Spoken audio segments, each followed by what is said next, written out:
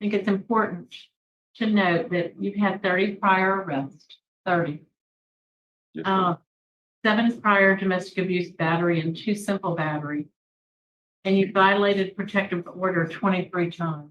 We are about to watch the parole hearing of really a serial offender. And the reason that I showed this as the highlight clip is because they don't address it throughout the parole hearing. So I thought it was important for you to have the context before you now hear how this parole hearing goes. And I'll unpack it with what details I have at the end. With that, let's jump. Yes, ma'am. My name is Frankie Jacobs, DOC number 325572. And I'd like to say thank you all for being here this morning and for giving me the consideration for the possibility of parole. Right. I'll tell you what we're going to be doing. We're going to read some information into the record. We're going to hear from the warden and you, and then we're going to allow some members who want to, of the entity who are in support of you speak. Sir, I find that you are a 3rd class offender, that you are currently serving a 10-year sentence for domestic abuse battery, second domestic abuse battery. You have a parole eligibility date, January 8th, 2025, a good time date, March 26th, 2026, a full term date of 7/8/2028. Does that sound correct? Yes, ma'am, it does. Okay. Warden, would you like to make comments about the offender? Yes, ma'am. For this time here at DCI, he hadn't accumulated any DB write-ups, been any behavior issues with him. He's completed several programming classes and a number of educational programs through the VOTEC. And he is also a Pride member here, which is he hadn't had any write-ups since he's been here, which makes him eligible for Pride member. Great, thank you very much. We have some individuals who are in support of you today that would like to speak. They're joining us via Zoom. And first we're going to allow them to speak, and then I'll get your statement, sir. Okay? Yes, ma'am. Okay, so Julian Andrews, best friend. Yes, ma'am. Keep your comments to about 2 to 3 minutes, please. Thank you. Yes, ma'am. Yes, ma'am. I'd just like to say that I'm here on behalf of Frankie. I've known Frankie since we were in 7th grade. We've been best of friends for years, and I know his family, and I'm a good friend. And so I just want to say that I have the ultimate faith in Frankie, that he is ready to re-enter society. He's always been a great person. He's always kept a job and worked hard. I've worked with him before personally, gone to high school, junior high with him. And so I've seen Frankie, work and support his brothers and sisters as far back as high school. I mean, he's just a good person, and I just have the ultimate faith that he has the support and of his family and friends that this would be a good opportunity for him to go ahead, and I think he'd be just a lot more productive on the outside. Thank you very much. Tatiana Sims, fiance. You're still on mute. Thank you.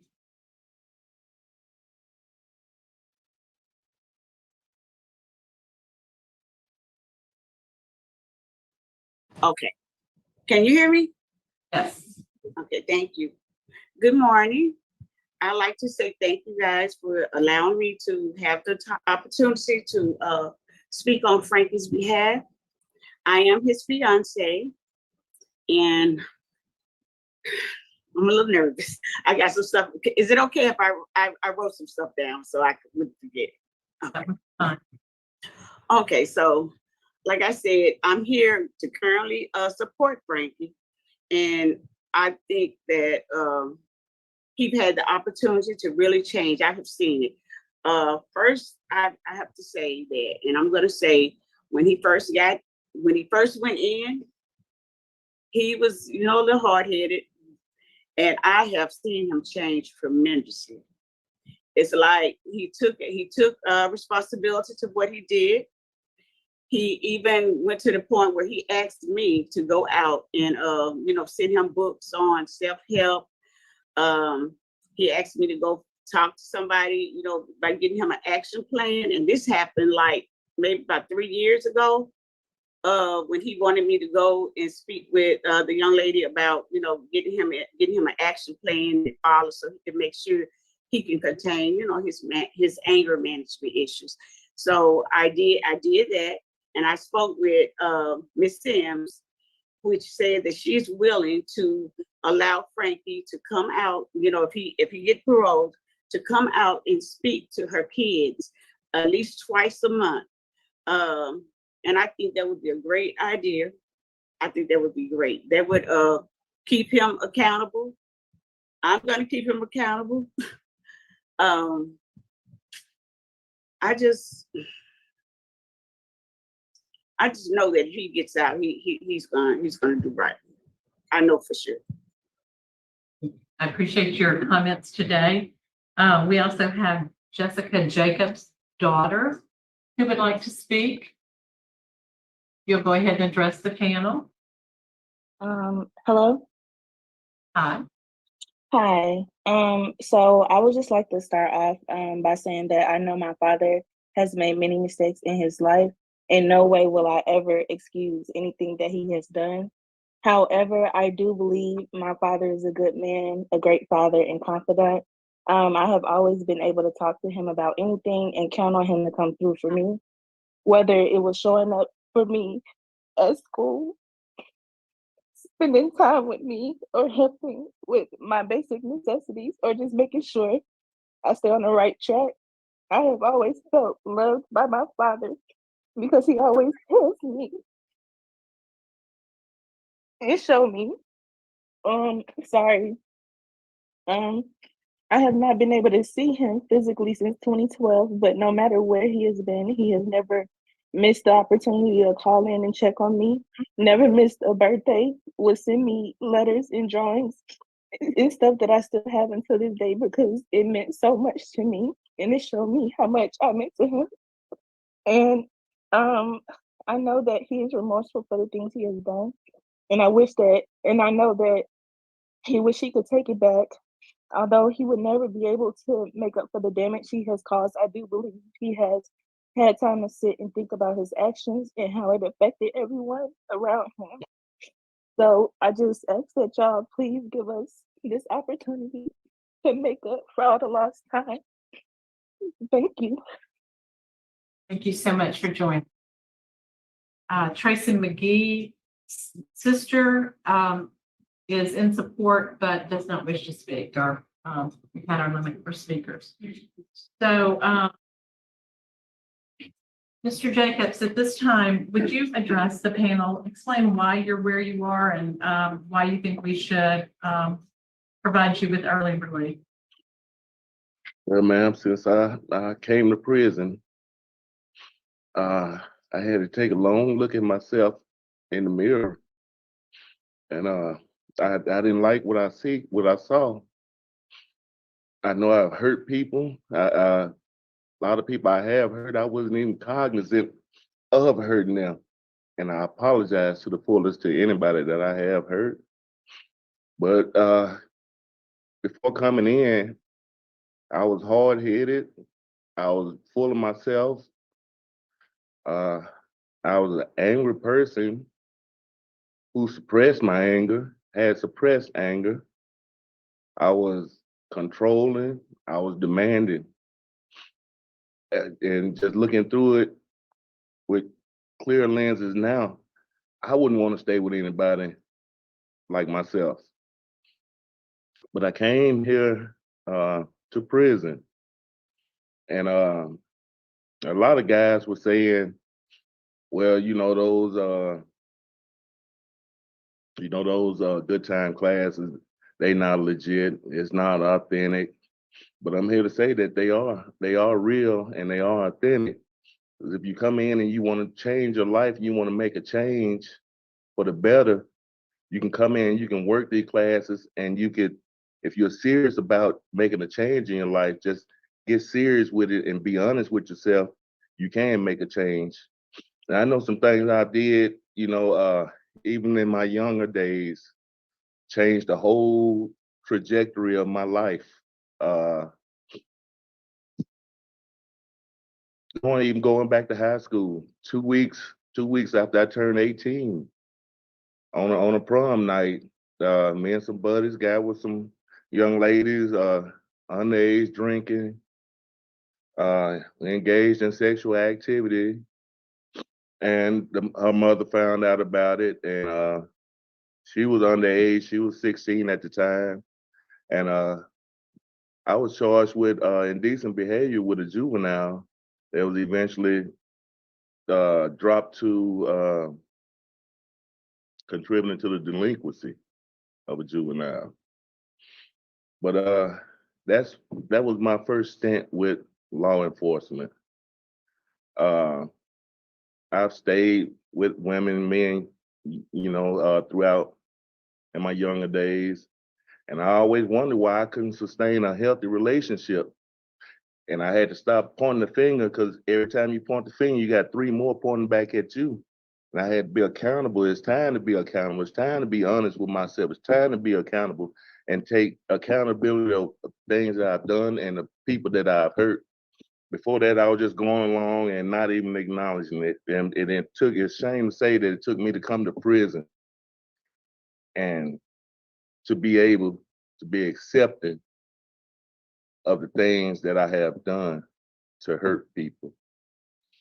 With my wife, ex-wife Yvette, and if she could hear this, I want her to know that I'm truly sorry. I'm very sorry for my actions.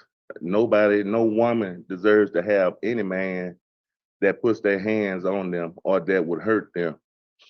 If I could take it all back, I definitely would. I had nothing but time to lay in a hard bunk and pray every day for her forgiveness. And I'm very sorry. And I'm sorry to her whole entire family. I'm sorry to her kids. I want to say I'm sorry to her kids. And I want to say I'm sorry to my daughter that we have together.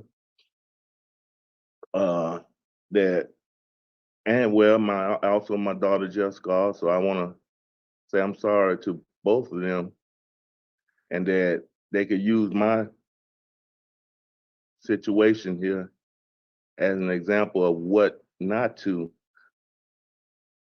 accept from a man.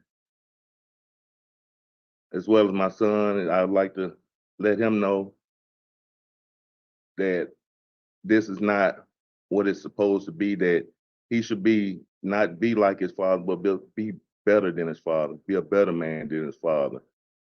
I want to apologize to my mother for eventually becoming the person I always promised her I wouldn't be.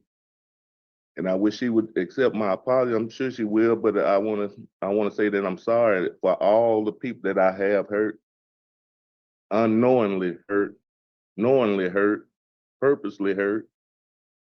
I truly from the bottom of my heart apologize. And I'd like to say thank you to Miss Thompson Sims for allowing me into her program. And I'd like to say thank you to Mr. Whitney, who also offered me a job upon release. But I can honestly say that I don't think I'm ready. I know I'm ready. I've had time to think. I've gained a lot of self-awareness, knowledge of self, and I've done a lot of reflecting. And I've read so many self-help books. I've taken classes, and one class in particular is the anger management class, which taught me to use my intelligence or my intellect over my emotions, and it gave me the necessary tools to navigate certain situations just here in prison. Potentially volatile situations, potentially toxic situations or conversations. And I could take this, and I can honestly say, ma'am, that I could use this on the outside. I appreciate those comments and you coming to understand that. At this time, Mr. Tiller, do you have questions? Mr. Jacob, I read your file and listening to you now, it seems as though you have realized you've done some things that were bad. When I read the file about how you beat your wife, and that's not a good thing, but it seems you have remorse. I'm happy of that, and it seems like the warden is saying that you're doing a good job also. So I have no questions at this time, no more questions. You answered the questions that I wanted to hear. Yes, sir. Mr. Barrow? I have no questions. Mr. Jacobs, I would like to point out just something for the record because I think it's important to note that you've had 30 prior arrests, 30. Yes, sir. 7 prior domestic abuse battery and 2 simple battery. And you violated protective order 23 times. Yes, ma'am. But I'm not going to give you that information without saying that you attained some college courses and you've done some excellent things there in the facility. And I've obtained my my associates. I'm currently working on my bachelor's. I'm about 2 semesters away. which is amazing. And you using that intellect in a healthy way is very important. So I do want to make note of that for the record. Are we prepared to vote, Mr. Tiller? Yes. I'm happy that you're doing some great things, and I think you're going to do better. The judge, the DA, the sheriff, chief of police are all opposed. And I'm hoping that by the time you're released, that you will be a different individual. My vote today is to deny. Mr. Barra, I'm going to concur with Mr. Tillis. My vote to deny is due to extensive criminal history involving crimes against the person, strong law enforcement opposition, numerous violations of protective orders, arrested 30 times for 114 of crimes, with 94 of them crimes being against a person. That's not very good. Jacobs, my vote is to deny. You can't change your history, but let's see what you're going to do until you have the opportunity to either write back or you're released, okay? Yes, ma'am. Keep up the good work. You've been denied today. Thank you. Thank you for your time. Yes, sir. Okay, so let's unpack this. And like I said, if you didn't have the context of all his arrests, you'd be going through this parole hearing thinking like, okay, you know, but then you hear it and it's like, are you kidding me? It's insane. 30 arrests, 114 different crimes, 94 of them against the persons. All of those DV offenses, violating protective orders. I mean, just because someone has a good hearing and they have a moving statement by the daughter, which is heart-wrenching, it's crushing. But imagine being a fly on the wall for those, and those are only the arrests. That means there's thousands. It means every day think about every day after day, the pain, the suffering, the trauma. And we see these cases all the time where someone, now look, I think it's probably one of the better parole hearings for someone who's guilty of these type of crimes. It felt sincere to me. It felt like he was remorseful. It felt, but at the same time, like Miss Ledoux said at the end, you can't change your history, but it's there and it's scary. Then we go into his fiance. Who that, like, it's like, are there no men, good men left out there? Are there, it blows my mind. Why would you put yourself in that situation? Why would you want to? I don't understand it. I think so many of us don't understand it. Now he has a full term date. He's getting out in 2028, which is another 4 years. But why? Like, I'll never get it. Then he has the carnal knowledge thing, which now I want to preface this by saying legislation always changes. Laws are always changing. So it could be what he's saying is true. I don't know. But according to today's legislation, the whole thing about carnal knowledge of the juvenile on his prom date, what he said is not true. That's not how the law is written. You can't be 18 and the person's 16 and get the charge. I'll read it to you. So either he's lying, stretching the truth, or the law was different. However you want to take that. Now, a misdemeanor carnal knowledge of juveniles when a person who is 17 years of age or older has intercourse with consent with a person who is 13 years of age or older, but less than 17 years of age, when the victim is not the spouse of the offender and when not the spouse is not, between the age of the victim and the age of the offender is greater than 2 years, but less than 4 years. So if she was 16 and he was 18, that wouldn't put him in the category greater than 2 years. So was she actually 15? Was he put back a grade and somehow he was 19 in high school? I mean, but I'm just saying it if you were curious, if you were wondering about that charge. Now there's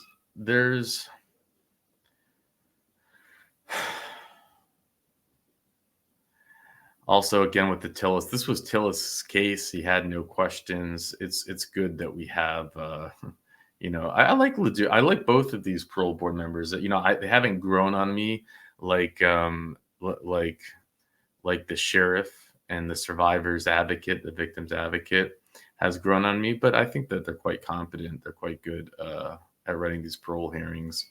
But we'll see more of them more often.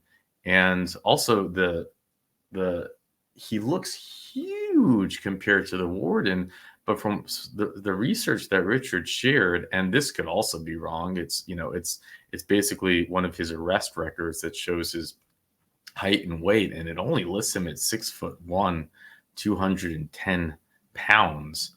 I weigh more than him today, so I don't know if it's a camera angle thing, or if he just got really buffed up in the gym. I don't know, but he looks like certainly a giant in this parole hearing. Anyways, there you have it. Thank you, Richard, for providing the info. Subscribe to help the channel grow. And with that, I'll let you go. I know my father has made many mistakes in his life. In no way will I ever excuse anything that he has done. However, I do believe my father is a good man, a great father and confidant. I have always been able to talk to him about anything and count on him to come through for me, whether it was showing up for me at school, spending time with me, or helping with my basic necessities, or just making sure I stay on the right track. I have always felt loved by my father because he always tells me